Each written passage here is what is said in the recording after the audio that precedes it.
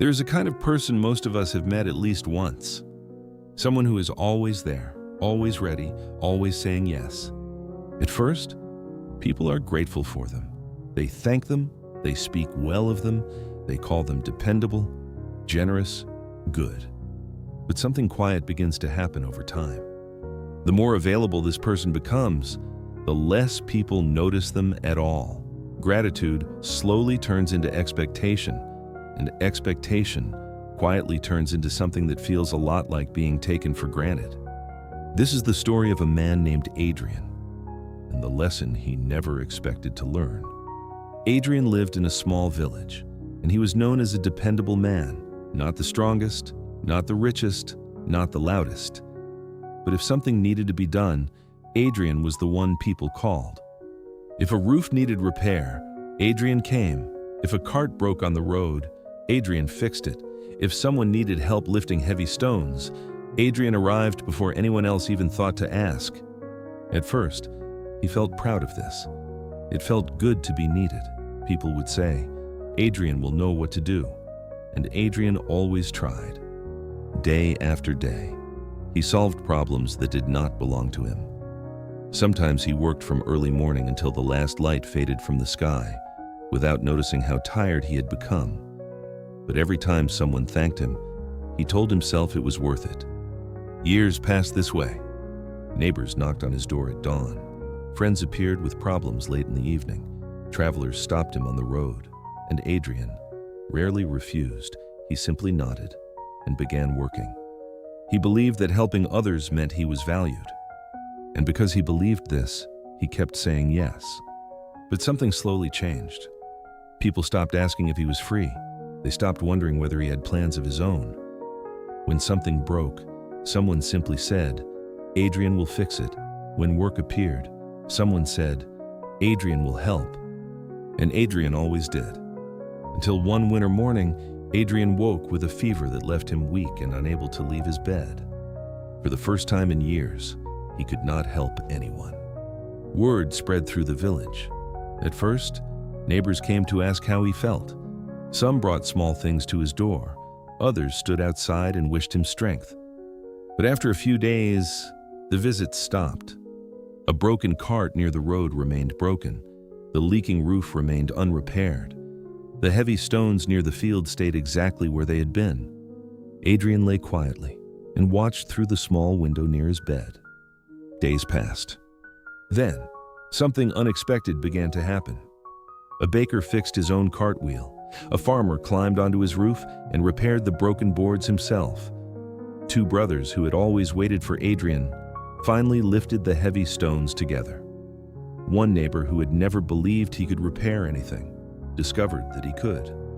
The village continued moving, not perfectly, but it continued. Adrian lay quietly and watched. At first, he felt something close to sadness. For many years, he had believed the village needed him to survive. Now he saw something different. They had needed his help, but they had also needed the chance to help themselves. Weeks later, Adrian finally recovered. He stepped outside again and walked through the village. Something had changed. People still greeted him with respect. They still smiled when they saw him. But now, their voices sounded different. "Adrian, do you have time? Adrian, could you help us with this?" For the first time in years, people asked instead of assuming. And sometimes Adrian said yes, but sometimes he did not. One afternoon, while walking along the road, Adrian noticed an old traveler sitting quietly nearby. The man held a walking stick and watched people passing with calm, unhurried eyes. Adrian greeted him and sat down beside him. They spoke for a while about ordinary things. After some time, the old man looked at Adrian carefully. "You look like someone who has recently learned something," he said.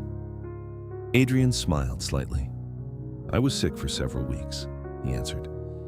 "And the village continued without you," the old man replied. Adrian nodded slowly. "Yes, it did." The old man reached down and picked up a small stone from the road. He placed it in the center of the path. "Walk around it," he said. Adrian stepped to the side and passed the stone. "That was easy," he said. The old man nodded. "Now imagine that stone had always been here," he continued. "What would people do?" "They would walk around it," Adrian answered. "Exactly," the old man said. Then he nudged the stone aside with his stick and pushed it completely out of the road. But if the stone moves every time someone approaches, people never learn how to walk around it. Adrian looked down at the stone. The meaning arrived slowly, but clearly. For years, he had been moving the stones out of everyone's path. He had believed he was helping them, but he had also been teaching them something else entirely, that someone else would always clear the road. The old man stood and prepared to continue his journey. Before leaving, he said one final sentence. "Sometimes the greatest help you can give people is your absence." Then he walked away. Adrian remained sitting beside the road for a long time. The stone stayed exactly where it was. And for the first time, Adrian did not move it. Many of us live the way Adrian once did, always present, always available, always ready to solve every problem around us. It feels generous, it feels kind, but constant presence can quietly teach others to depend instead of grow. When we finally step back, something important is revealed. People begin solving problems they once believed they could not solve. They discover strength they did not know they had. And something else happens as well. They begin to see the value of the person who is no longer always there.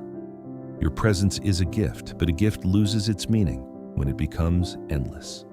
Sometimes stepping back does not weaken a relationship. Sometimes it finally makes it honest. And sometimes the moment you step back is the moment others finally learn to step forward.